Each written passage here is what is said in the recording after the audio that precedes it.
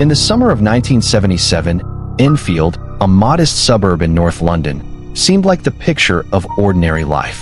Children played football in the street, neighbors chatted over fences, and families settled in for quiet nights.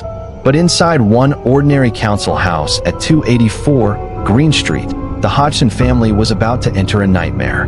It began with faint knocks and creaks in the dark, but within days the disturbances grew violent, turning their home into a prison of fear.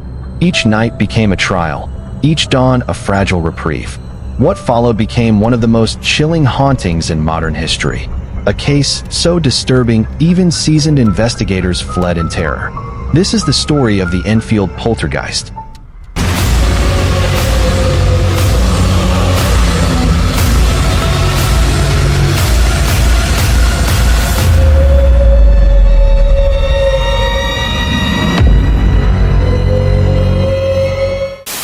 At first, the haunting felt like mischief. Peggy Hodgson, a single mother of 4, noticed small changes, a chair out of place, a knock in the silence, a rhythm that seemed deliberate. She told herself it was stress or her children's imagination.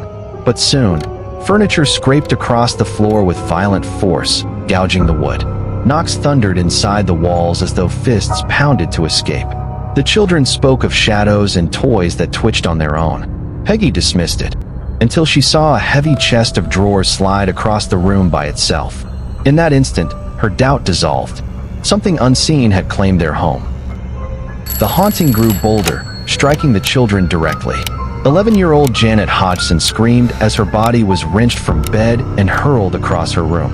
Her sister Margaret rushed to her, but their heavy dresser slid on its own, slamming against the door and trapping them inside. The sisters pounded and screamed as the dresser shook violently, as if unseen hands forced it. At last, it toppled forward with a crash, and the door burst open. Peggy gathered her daughters as the family huddled together in terror. That night, the haunting changed forever. The entity could now control their very bodies. Weeks of chaos followed. Chairs toppled, toys flew like missiles, dishes shattered. But worse was Janet's voice. Once playful, it dropped into a guttural growl. "I'm Bill. I died here." Sometimes it laughed, mocking the family. Witnesses swore they saw Janet levitate, stiff as a board, her eyes rolled white. Others saw her body flung as if by invisible hands. Priests arrived with crucifixes and holy water, but every attempt to cleanse the home was met with retaliation. Crosses twisted, candles blew out, freezing winds tore through the house. And through it all, Janet's inhuman voice only grew stronger.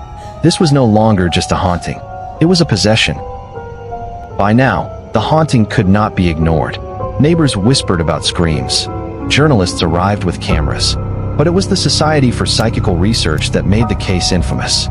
Investigators recorded more than 2,000 strange events. Photographs showed Janet suspended midair. Hours of recordings captured her guttural Bill voice, a sound so unnatural it damaged her vocal cords. One chilling tape preserved the words, "My name is Bill. I died here." Records confirmed a man named Bill Wilkins had indeed died at 284 Green Street. Even police signed statements of impossible events. For skeptics it was coincidence, but for those inside, it was proof the spirit was real. The more evidence surfaced, the louder skeptics became. They accused Janet of faking levitations, claimed the guttural voice was a trick, dismissed the family as attention seekers. Believers countered with testimony. Police, journalists, and researchers had all witnessed the impossible. Could children really sustain such a hoax for over a year? The Hodgsons were caught in the middle, mocked by skeptics, tormented by something unseen. Whatever the explanation, 284 Green Street was no ordinary home. It was a nightmare made real. Despite its notoriety, the Enfield case was overshadowed. Ed and Lorraine Warren briefly visited, but their role was minor, far less than Hollywood later claimed. When The Conjuring 2 retold the haunting, the Warrens were made heroes while the Hodgsons' true suffering was twisted into entertainment. For the family, it had never been a movie. It was survival, endless nights of fear and isolation. Even after the cameras left, the Hodgsons remained alone with their tormentor. The true story faded, buried beneath fiction. Today, 284 Green Street still stands, ordinary in appearance, but heavy with history. Families since have reported shadows, icy air, and the sense of being watched. Some fled within months. The haunting never fully ended. Perhaps the house itself was scarred beyond healing. Was Janet possessed by Bill Wilkins, or by something darker using his name? What is certain is this. On those nights, the walls shook, the air froze, and a family was terrorized by something unseen. Some houses never heal. Some spirits never leave. So if you pass 284 Green Street and hear a faint knock from within, don't stop. The Enfield Poltergeist is not just history. It's a warning.